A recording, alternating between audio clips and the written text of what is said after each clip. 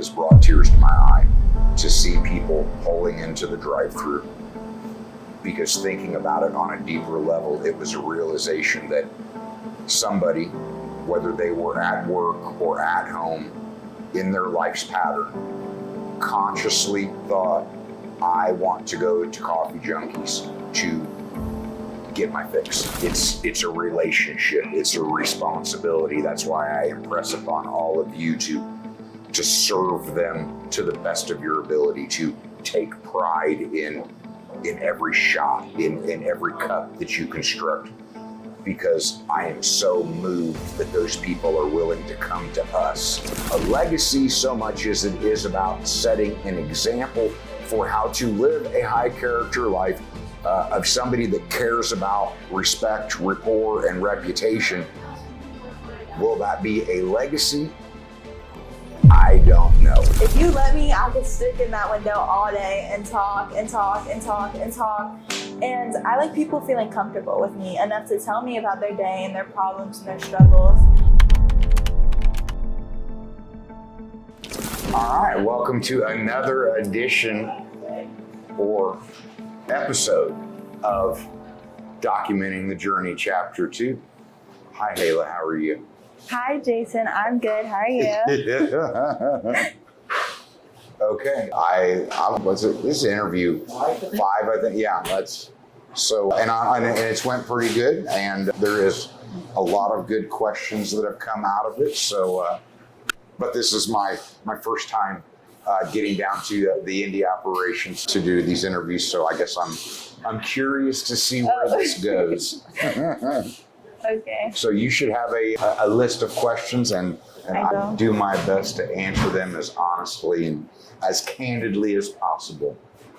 What do you got? Okay, so I have to start off with like the most important question.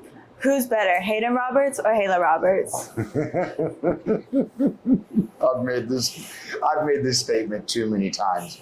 Like, I mean, Hayden and his dad jokes were funny, but there's some times that I just wanted to reach out and strangle him. But you are just an absolute sweetheart and a half. I told Skylar last time I was here that I would not want to be down here managing you, because I think you're a sweetheart. And when I caught you doing something wrong, I don't know that I could actually get mad at you. So, what's your question? Matt told me to get up and leave, but that was too nice of an answer. I don't think I could. Okay. So I'm going to start off with the two questions that we had to ask you. Okay. So my first one is, how did you think of the chocolate covered espresso bean? Like, did you steal it from someone, or like?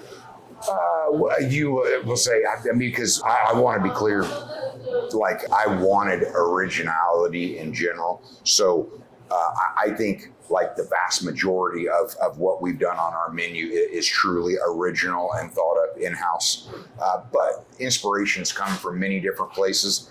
And yes, when the initial seed that started the journey that is Coffee Junkies, a friend of mine was coming into the plant, and he was walking in with this little cup. And he told me candidly he was paying $4 for it, and it was a little cup and it was coffee. And I'm like, what kind of coffee is this? That's what introduced me to espresso. He was so passionate about it. He got me to spend a vacation and fly out to Seattle for a coffee expo. That was the first time that I had ever had a latte, and it was served with a chocolate covered coffee bean. So I saw what other people were doing, and I thought, how novel a treat to go along with your actual coffee itself. So when I got into business, I sought out a chocolate covered coffee bean distributor, because I knew that I wanted that to be part of our program as a treat. But I also knew, as I have found out, people have come to appreciate those little 2-ounce bags, because they are, well, it's a good little energy boost, whether it be from the caffeine of the bean or the sugar of the chocolate. So no, it was like, we don't have a factory where we're dipping our coffee beans in chocolate, but there are other regions of the country where they've incorporated that into theirs, and I just thought it was a novel piece to incorporate into ours. They're really good. I'm glad we have them. My second question is, So how do you want to expand the Coffee Junkies, Pizza Junkies business? Do you want to have more stores, or what do you plan for in the future? Okay, so being a blue collar guy, I don't have access to billions of dollars, and I say it like that because I don't have a bad word to say about Starbucks or Howard Schultz. I'm very up on the Starbucks story. I'm very up on Howard Schultz's story. He got involved with a marketing background, with an Ivy League education. He had connections and access to hundreds of millions of dollars. So when he fully bought into the Starbucks program, he easily had money to tap into to make sure that they could build all of their operations and they could own it and control everything across the board. I recognize that I would never have access to the kind of funds in order to grow. So my vehicle has always been with the intent of franchising the Coffee Junkies and Pizza Junkies brand so that I could work with other small business entrepreneurs or aspiring business people in general, knowing that if I had a proven model and a proven business plan, that like if I wanted to open up 100 stores, it would cost me many millions of dollars to do that. Or I could find 100 franchisees that they had enough money to start their own operation. And the biggest issue with people that if creating something from nothing is, I can attest, a recipe to bankruptcy and disaster. I think everybody should work off of proven systems, and that is the value of franchising. So somebody that wants to go into business for themselves, franchising is the best vehicle that they can take because they're buying a proven brand. They're buying proven systems and training programs, and they unpack that. So yes, easier for me to find 100 franchisees that had enough money for one store rather than trying to find an investor that had enough money to finance opening 100 stores.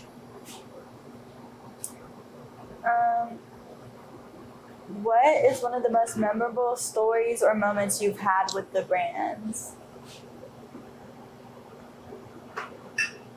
I don't want to put too much thought into this. Instinctively, and it's posted on the Coffee Junkies Facebook page. Once we started doing all of this, got pretty comfortable with the camera, I was given a birthday present, and that birthday present was a multitude of all of the employees created in a collage wishing me happy birthday.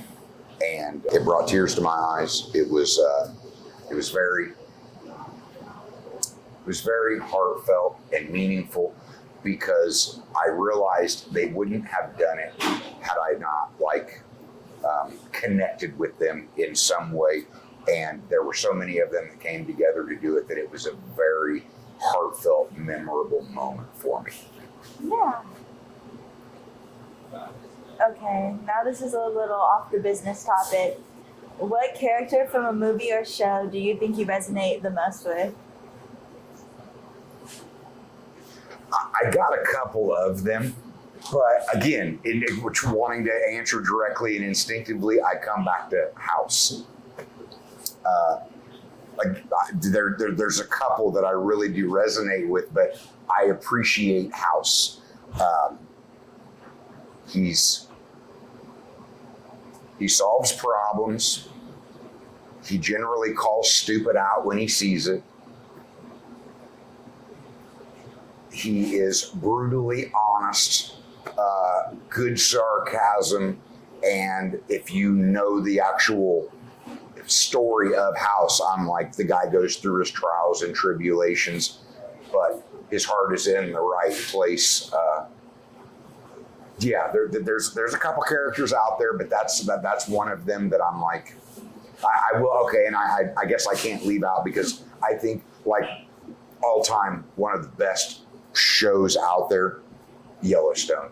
I very much resonate with John Dutton. I think that there should be more John Duttons in this world. You kind of look like the House guy. Okay. Do you have any strange habits? Any strange habits? I mean, everybody kind of has their own quirks. I wake up every day and I start my day with 3 cups of coffee. For 3 years, it was I read until I got done with my 3 cups. I got to a point where I then moved on to other types of research because I had tore through hundreds and hundreds of books. But the waking up every day and looking forward to those first 3 cups of coffee and going out of my way to make it very clear to everybody I don't want to be disturbed until I have fully had all 3 cups of coffee. Most people are like, okay, you got to have that cup of coffee. No, 1 cup's just not enough for me. I 3 cups. Okay. Has there been a moment where you've had to step back because you're just so proud of what you've seen come together? Let me put it this way. In almost 20 years, there have been a half dozen times that I have sat in the back of the lot, and literally it has brought tears to my eye to see people pulling into the drive-thru, because thinking about it on a deeper level, it was a realization that somebody, whether they were at work or at home in their life's pattern, consciously thought, I want to go to Coffee Junkies to get my fix.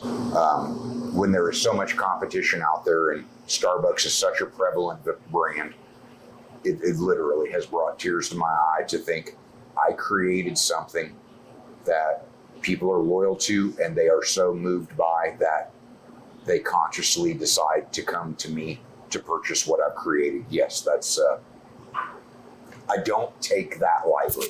I take that very seriously.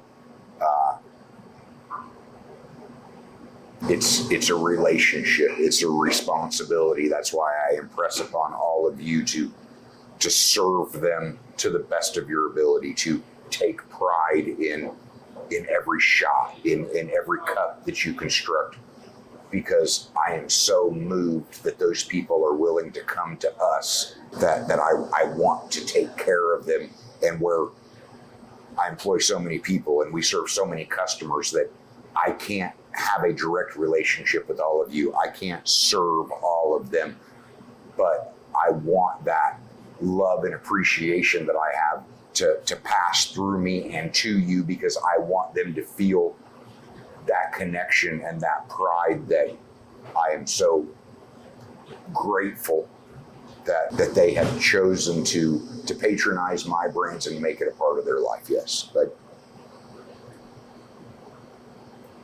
okay. If you could collaborate with any other individual or business, what would it be?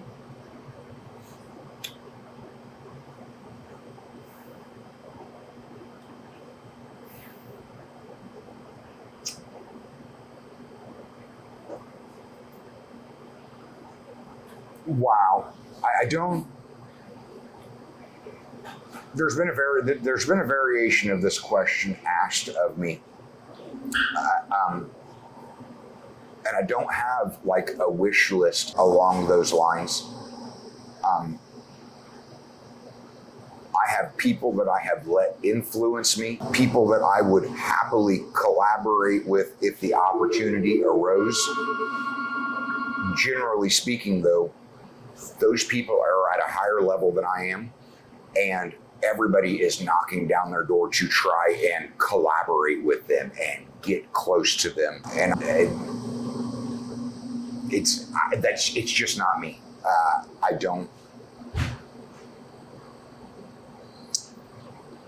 I have an organization that if I'm going to quote unquote collaborate with, that I know that I will work with at some point. I almost want to say that it's a pay it forward, but it's not really a pay it forward. It's almost a pay it backward. The Make-A-Wish Foundation. The Make-A-Wish Foundation, I believe, is the most righteous organization out there. They do nothing but grant dying children their wish. My son was a receiver. I have a desire to grow the business and align with that organization to be able to give back, to grant other children, because the only reason my child was able to actually receive that wish is because somebody else that was successful donated to that organization so that the funds were there for them to grant him a wish. I would love to be able to align with them at some point to grant as many wishes as we possibly can. What was the strangest piece of advice you ever got, and did you follow it? The strangest piece of advice.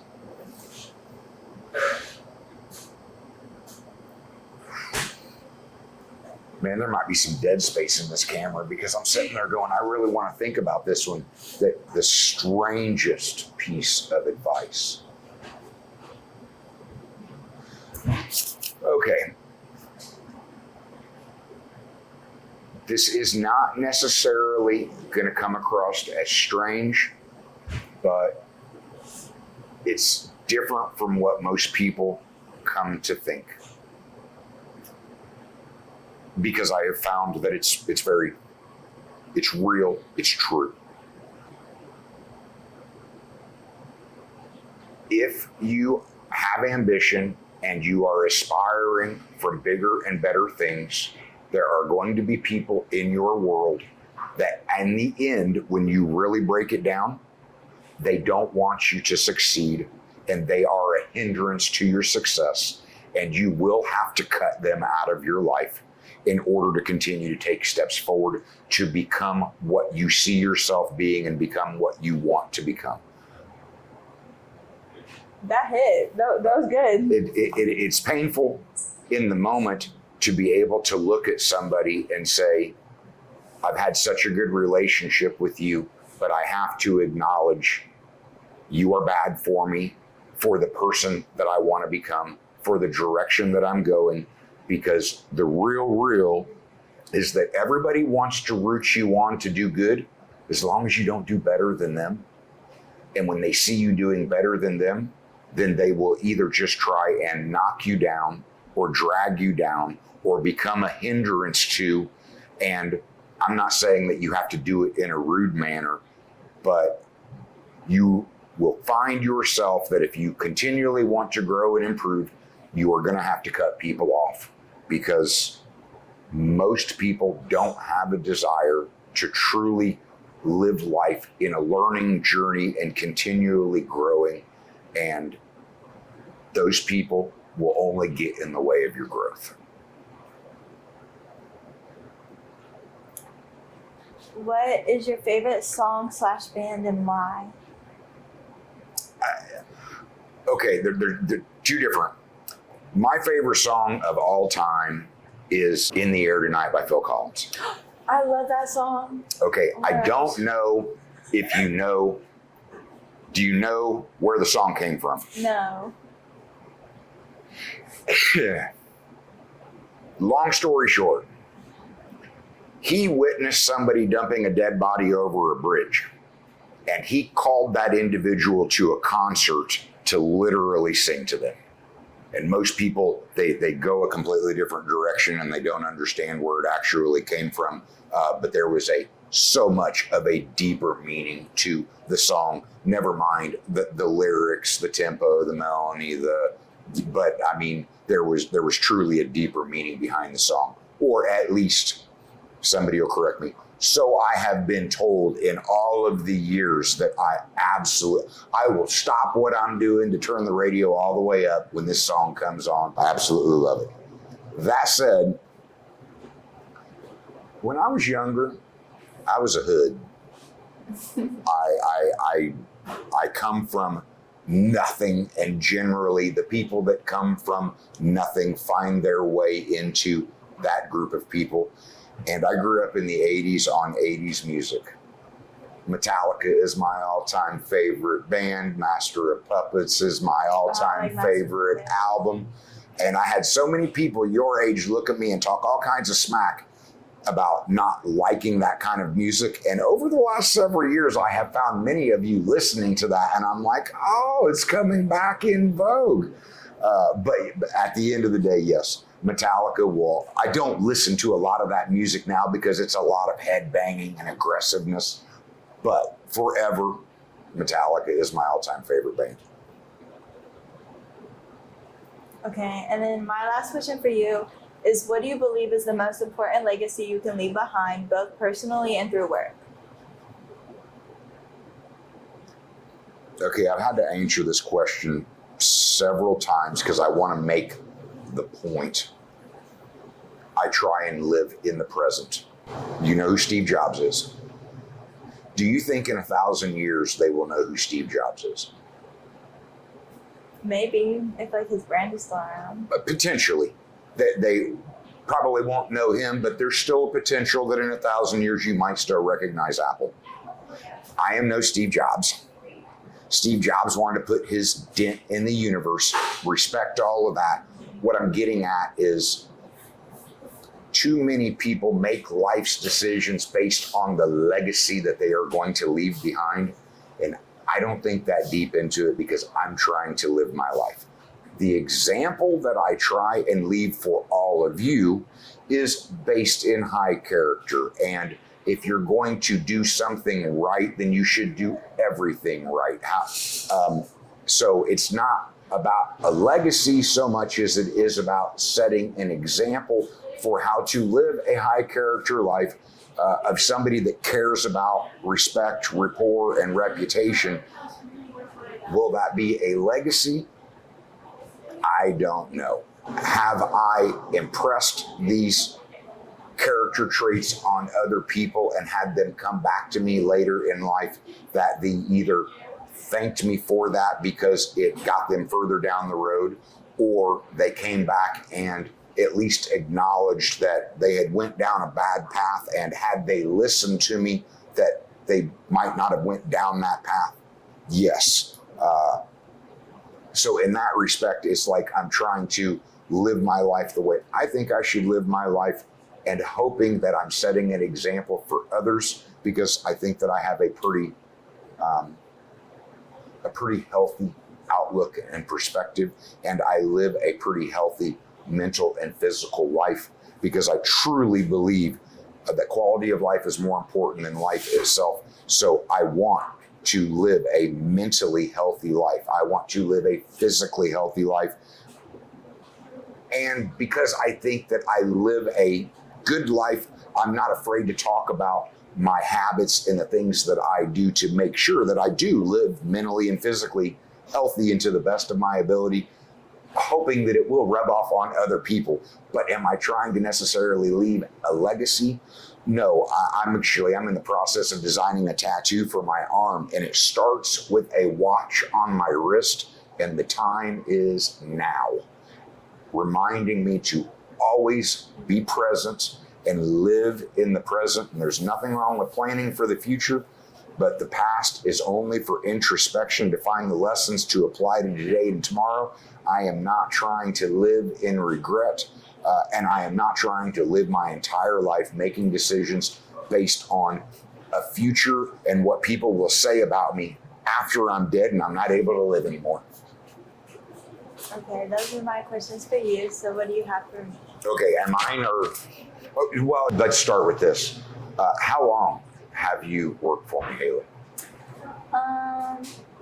I think 8 months, the 22nd of October. Okay, and don't get me wrong. The thing is honestly, you're at an age where you came in here about as early as you could as far as coming in and working for the business itself. My question is, why do you choose to work for me? You could work anywhere you want. Why do you choose to work at Coffee Junkies? Okay, so I have kind of a story for you.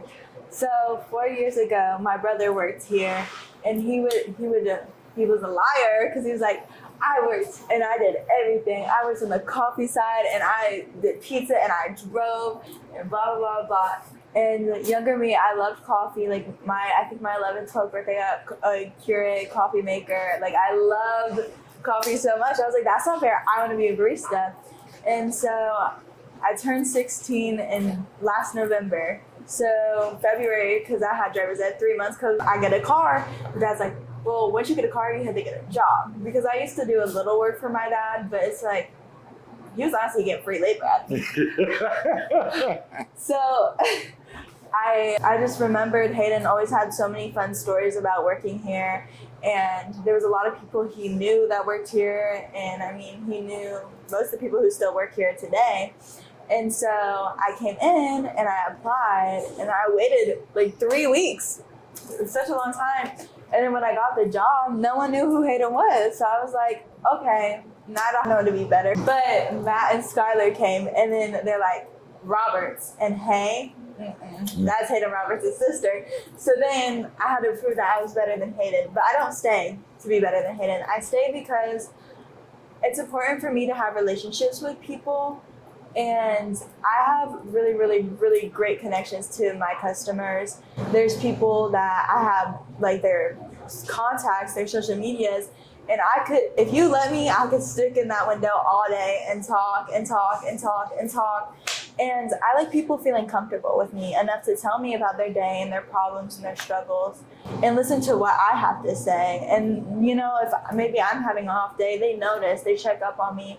And I think it's just a really good bond to have. I also think it's important that you have a lot of female empowered positions. I think it's important to me that Coffee Junkies, the front of the house is really the women. And I think that's a nice thing to have. You don't see that in a lot of businesses nowadays. Okay. And I will, let's just say Hayden is the king of dad jokes. I'll leave it at that.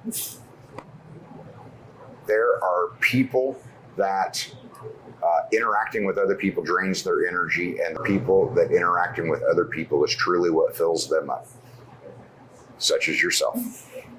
And it's finding those people, because that's where genuine connection comes from. That's where great prideful service comes from. That's where it's like the Cheers. Everybody wants to be loyal to something, and the only way that I have to give them 10 reasons to be loyal to this place. And one of them is finding people that thrive and crave that interaction with people. So yes, you were a home run. Sorry that it took 3 weeks. But obviously Hayden being 4 years ago, yes, in the food and beverage, there is a certain amount of turnover, but he was not forgotten. His dad jokes were not forgotten. And all in all, he wasn't a bad guy. But I think that you have outdone your brother. Let's put it that way. Stop, guys. Okay, last question. Why should other people patronize Coffee Junkies and Pizza Junkies? I think because we have so many things to offer. I personally, I don't like pizza. And yeah, I will sit here and I will mess up a buffalo. It's so good. Like, I can't explain to you. And like, I love pickles and I'll eat the deli. And even on the coffee side, if you don't like coffee, we have the decaf and then we have the lemon shake-ups. And it doesn't even go there. We have smoothies and literally every soda. It's like, I feel like it's such a great company to put an investment in, is because you can't walk into the store and not find something you don't like. Thank you very much for doing this. Thank you for letting me have the opportunity. Until next time, have a great day, powered by Coffee Junkies and Pizza Junkies. Bye.